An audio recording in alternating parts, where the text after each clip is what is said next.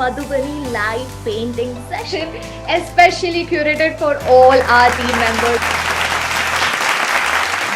And it's time for us to now start with our Madhubani live painting session.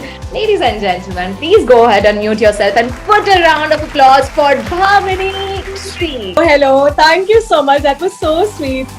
So you have an A4 sheet, just fold it into two parts. It is your A5 sheet. And we will leave 1 inch on all the 4 sides.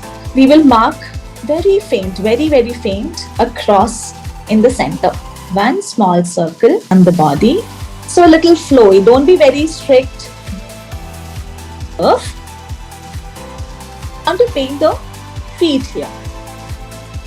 Try to cover the entire background.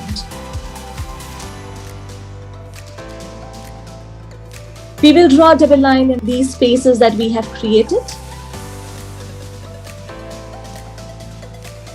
Curve. So we are going to do patterns here. I'm picking leaf pattern. Simple, just the outline. Do kachni inside this with filling colors in these portions.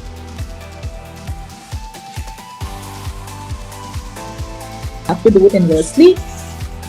Or you can use pink color also, orange color also. So we have now completed this design.